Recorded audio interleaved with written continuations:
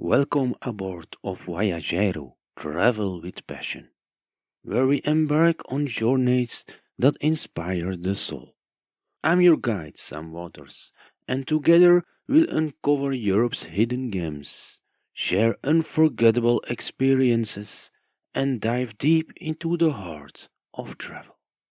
Join me on an adventure in this podcast, which will leave you inspired, informed, and ready to explore on your own. Let's make every voyage a story worth telling. Bon voyage!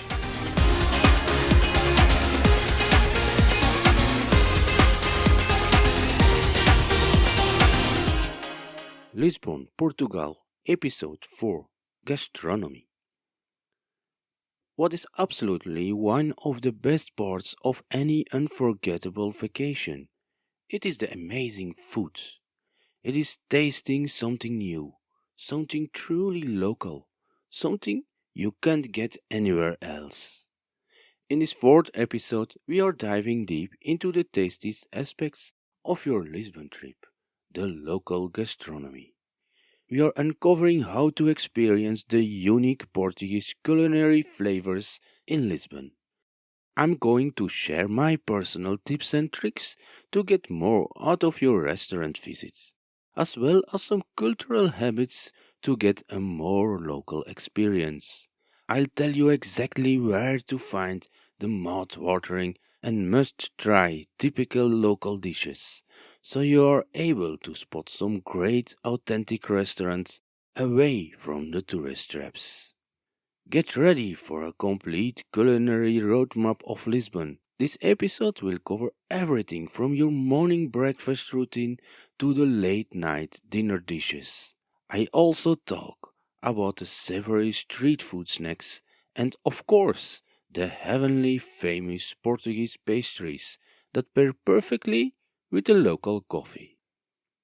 And speaking of coffee, if you've ever felt ordering a simple coffee in a country like Italy was an adventure, wait until you hear about Portugal. Portugal has its own and very unique coffee culture. I'll explain exactly what to order so you can sound like a local.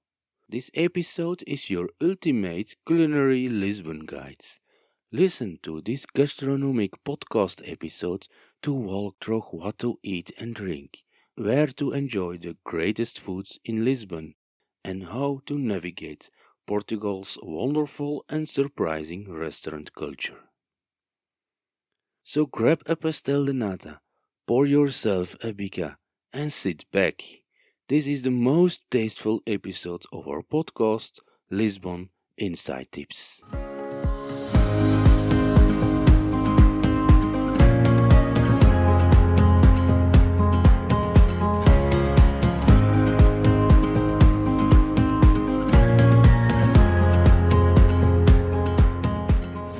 The way you start your day in Lisbon is also the way we're gonna start this guide, with breakfasts. For a typical Portuguese breakfast, forget the long, leisurely brunch sessions you may be used to at home. Many locals in Portugal don't take the time for a big and complete breakfast. Their morning routine is efficient, on the go, and delicious. They usually grab a small, powerful coffee, maybe paired with something sweet, quick, or a tiny sandwich. And they do it all on the move, on their way to work or their first appointment of the day.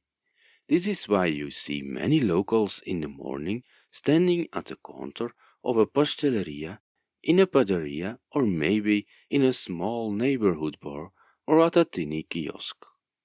You see them standing shoulder to shoulder at the counter or sitting at a table in railway and metro stations. It's a classic and local hustle, and not only in the morning. But listen, this absolutely does not mean you can't enjoy a more complete breakfast if you really want one. You have options. First of all, most hotels offer a full international breakfast buffet, so there it is possible to take a more familiar start. While you have to go to a padaria, a bakery, to get a more local, affordable, and quick option. In a padaria, they mostly have breakfast formulas. These are complete combos that include a coffee, fresh juice, and a sandwich, all for a great fixed price. It's a fantastic way to feel like you're starting the day like a local without missing out on a more full meal. On the menu of a traditional Portuguese breakfast stand basic, high quality products. When a local goes for a more complete breakfast, think about small breads, some cheese and ham, fresh fruits, maybe a bit of yogurt, and of course, their gorgeous pastries and sweets, all paired perfectly with a preferred hot drink or juice. And yes, this is what truly defines Portuguese gastronomy. Tasteful, comforting dishes made with basic high quality ingredients, elevated by skill and a few key spices. Simple food done brilliantly. And this brings us to the main section of this episode. It's time to dive into the truly typical Portuguese dishes you must try when you are in Lisbon. First of all, think about Portugal for a moment. It's a country with a massive coastline along the Atlantic Ocean. Not a sea, but the mighty Atlantic. So maybe you assume that in Portugal, fish is the absolute king in the kitchen. Well, here is one of the first insider tips. That is not exactly true. While absolutely you find many incredible dishes with fish, Portuguese locals are huge consumers of pork. In the period of the Christian reconquest of the Iberian Peninsula, pork dishes were a way to find out which person was a Christian and who was not. So pork remains a main ingredient in many traditional dishes. Yet there are two fishes that absolutely dominate the Portuguese culinary traditions: bacalhau and sardines. Bacalhau is salted cod and became very popular in Portugal due to the trade with England. I want to share an incredible statistic. As told, Portuguese eat a lot of pork, but they also have more than 365 different dishes with bacalhau. That's one for every single day of the year. Some books even talk about 1001 recipes with bacalhau. This means that bacalhau is the most popular fish among locals. Portugal is also known as the country with a large consumption of salted cod in the world. When you're ordering bacalhau, look for classics like bacalhau à Brás, the creamy bacalhau con natas, the local favorite bacalhau à moda de Lisboa, the comforting bacalhau spiritual, or the street food salted pastry pastel de bacalhau. Every single one is a must try. The Portuguese are also very proud on their sardines. In Lisbon, grilled sardines are not just a dish, they are literally the smell of summer and all the city's greatest festivals, especially the popular Festas dos Santos Populares in June. This means that June and the summer months are the real season of this typical Portuguese street food. So this is absolutely the perfect time of the year to taste sardines in Portugal. And the preparation is very pure, simple and genius with respect to the product. Grilled with salt, pepper, some basic spices, and then served with a slice of bread. And pair it with a cold bottle of local beer. It's simple and basic as that, and the taste is so pure, so full of the sea. For me, it tastes like pure life. A few dishes that you absolutely have to seek out in Lisbon are bacalhau à moda de Lisboa, which is the Lisbon style cold fish dish. Pastéis de bacalhau, the salted pastries with cold fish. Grilled sardines, as told in June and the summer months. Porco alentejana, a delicious combination of pork with cockles. And arroz de marisco, which is a seafood rice dish. To taste true local specialities, you can't miss the original and authentic pastéis de Belém, which are the famous Portuguese custard tarts. As an alternative, You also can taste the pastéis de nata you found everywhere in the city. Polvo alla Gereiro is octopus cooked with olive oil. And the simple yet perfect bifana, a sandwich with a marinated pork chop. After the food, let's also talk about drinks. First of all, remember that Portugal is a proud wine country. It's famous worldwide for its unique and protected port wine from the Douro Valley. But Portugal also produces many top quality white and red wines that are shockingly good and available at incredible affordable prices. So don't be afraid to try the restaurant's house wine. In authentic Tascas, you get very good local wines when you order a single glass of wine. Beyond wine, Portuguese people are huge beer drinkers. The two most popular Portuguese beer brands are Sagres and Superboc. They pair so very well with all the savory street foods, especially the dishes with pork. And finally, a Portuguese will always have time for a little break with a coffee. Beyond the amazing food, Portugal has its own coffee culture. Now it's time to give you a next tip as a crucial point to appear more like a local. You never just order a coffee in Portugal. You order the specific variant you want. An espresso, an americano, uma galão, which is the latte, a carioca, the weaker espresso, and so on. In Lisbon, the typical local word for an espresso is bica. This is the same strong standard coffee that most people know from the Italian variants. A legend says that bica is a Latin word for bebe isto com açúcar, which translates in English to drink this with sugar. That's because many locals drink this strong little shot with plenty of sugar. Personally, I don't add sugar to my bica. So for me, the motto for bica is bebe isto com amor. Drink this with love. Because I truly love the strong, unique taste of Portuguese coffee. It's so different from coffee anywhere else. I find it has a deeper and stronger flavor. But of course, this is my personal preference, so I encourage you to try it by yourself.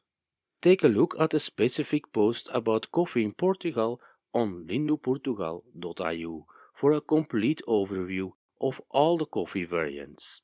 The link to this post is available in the description of this episode. Lisbon has also a great unique sherry liqueur you can taste everywhere in the city center. In the next section, I tell you more about this liqueur and where to taste it.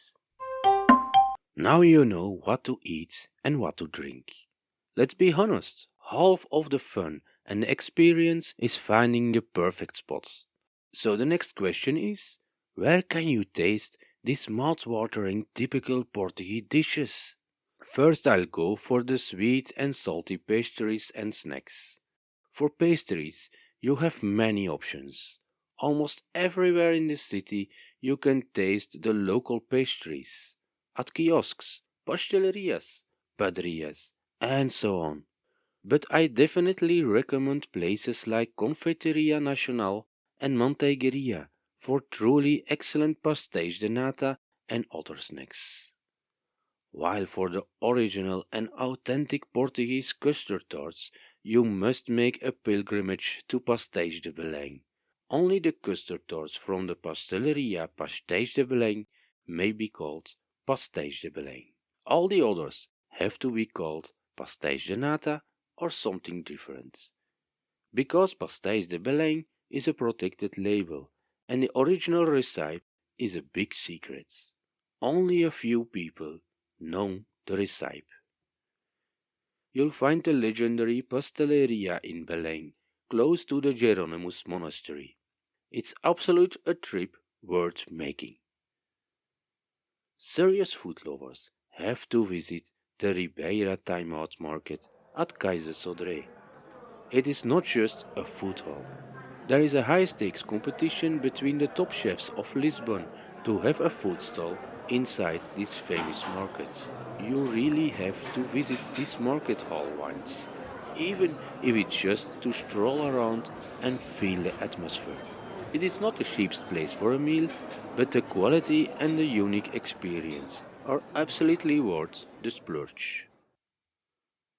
Now let's talk about how to find the most typical Portuguese restaurants with the best local dishes and real Portuguese prices. To do this, you have to avoid the typical tourist restaurants. Typical tourist restaurants to avoid are usually grouped together on the large popular squares and in the major tourist streets. They are easy to spot. Waiters are often standing outside, trying to lure you in by aggressively showing off menus and boards full of colored pictures of their dishes. Avoid these tourist traps. Instead, look for a tasca. A tasca is an authentic home-style typical Portuguese restaurant. They often look more like a simple canteen or refectory with basic furniture and a TV in the restaurant. The menu will also appear more basic. This is also where the locals go. Maybe you even see people standing at the counter for a quick bite. So, such restaurants are often hidden in the smaller streets and they look more like smaller houses instead of a restaurant. Crucially, there will be no one outside trying to convince you to take a table. And don't be afraid. Also in Tashkas, the waiter can speak English. Good to know is that the most Tashkas don't take reservations. When it's full, you simply have to wait outside till they call your name. That's a sign you've most likely found a local winner. Great neighborhoods for finding such tascas are Bairro Alto, Príncipe Real, Muraria, Alfama, and Baixa. But remember, you have to venture into the smaller and quieter streets to find a great local spot. To get you started, I share a few recommended places. Tascardoso, Salgrosso, Abaiuca, Ucocas, and Ameredinha do Arco are great authentic tascas.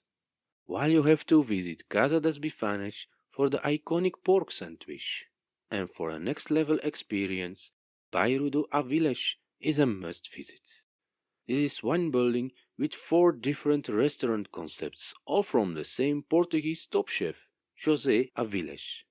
You have the taberna for the typical Portuguese tastes, patio for the best seafood, fish, and meat dishes, a pizzeria, and finally minibar, which is a surprising gastronomic bar for late night dinner and drinks. For a Michelin-starred experience at surprisingly affordable prices, you have to make a reservation in Cantinho do Avilés. And also don't forget the global influence of the former Portuguese colonies. Cantinho do Aziz is a great place to taste the cuisine of Mozambique, which is a former Portuguese colony known for its top chefs. Finally, Ramiro is extremely popular for fresh seafood, but be prepared to wait. And those people who are really looking for great food among locals at reasonable prices have also to check out the food courts in shopping centers like Vasco da Gama, Colombo, and Campo Pequeno. An absolute must do in Lisbon is having dinner in a fado restaurant. It is an exceptional experience if you want to discover the deep, melancholic soul of Lisbon. It is the best way to immerse yourself in the typical local atmosphere.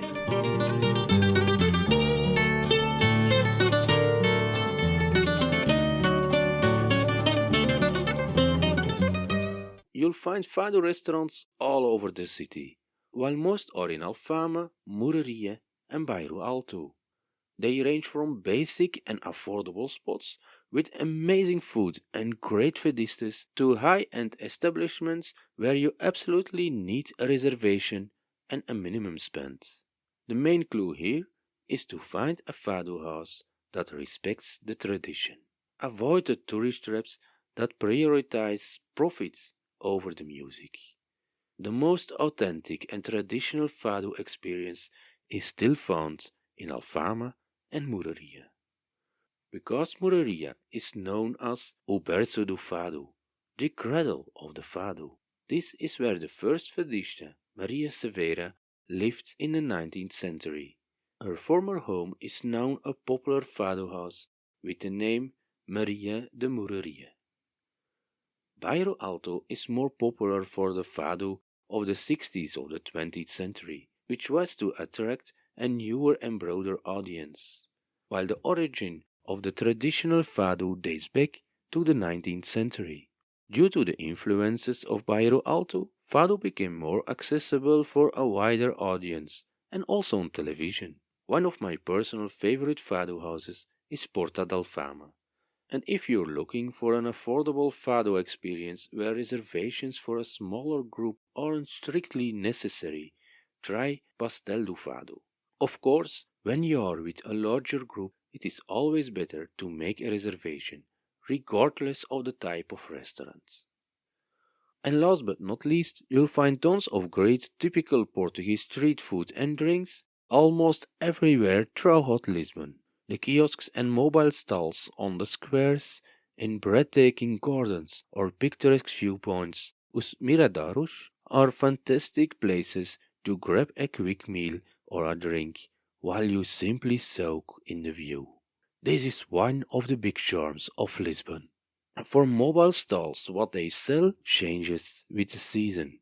In the spring, some sell fresh orange juice, while during summer you see more stands that switch to tropical drinks. In this period, it is possible to drink out of a pineapple. And in the autumn and winter, you'll find the amazing aroma of roasted chestnuts throughout the streets and squares of Lisbon. All year long, you can enjoy ginginha liqueur from small shops in the city center. Ginginha is a typical local sherry liqueur that you can taste on the street. Around the Rocio Square are many small shops, which are the ideal places to taste this local liqueur, with or without fruit. I've covered everything from breakfast to dinner, street food snacks, and even a local liqueur. In this episode, I've given you the ultimate insider guide for tasting Lisbon like a local. But before I completely end this episode, I want to give you a few essential extra tips and tricks. These are the final pieces of cultural knowledge to get the absolute best restaurant experience in Lisbon. The first tip is about the delicious appetizers they offer you on your table. You sit down, and suddenly there they are. Olives, some fresh bread, maybe slices of amazing local cheese, or something else. Oh, they look so delicious. And they also are. And how kind they bring them out spontaneously, right? But here is the critical point. They are not free. You have to pay everything you take from that spontaneous offer. If you don't touch it or immediately say you don't want it, you won't be charged for that one. The prices for each of these offers are always clearly indicated on the menu. So just keep an eye out and be sure that it's okay for you that you have to pay for the entire dish. Also, when you have taken or touched only one item of it. Decide what you want, enjoy it, and understand that you are paying for the pleasure. The second one goes about tipping. In Portugal, it is very common to leave a tip for your waiter, especially when you really enjoyed the dishes and the service was good. An amount of around 10% of the total bill is an acceptable amount in Portugal, and it's generally best to use cash for tipping. When you pay the tip directly in cash, you are more sure that the person who gave you that great service is also the one who accepts and receives your sign of gratitude. And one last small detail that can surprise visitors sometimes is that some restaurants have different prices depending on where you sit.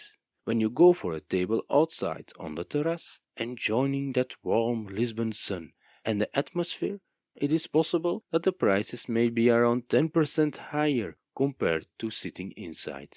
Also, it is normally indicated on the menu. Certainly, not every restaurant does this, and for most people, it is also no big deal. But it is good to know this, so that you are prepared, that it is possible, that you'll pay something extra for the outdoor atmosphere while you enjoy the charming city view. Those were all the essential culinary tips for your Lisbon adventure. You are now completely equipped to eat, drink, and explore Lisbon's gastronomy. I truly hope that this episode has inspired you. Take everything you learned, from finding an authentic Tashka to ordering your first bika. Go out there and don't wait to taste all the mouth-watering flavors that the incredible food culture of Lisbon has to offer. And don't forget, the journey is not over yet. We have one more episode in this series. Tune in to our fifth and final episode, where you can listen to incredible day trips you can easily make from Lisbon. Thank you so much for joining me in this tasteful journey. Hit also the subscribe button to stay notified. Be sure to tune into the next episode of this podcast, Travel with Passion, Lisbon Inside Tips.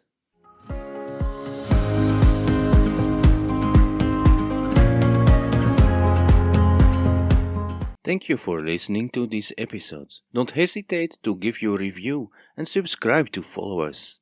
More travel information can be found on voyagero.io. Bye bye until the next episode or podcast.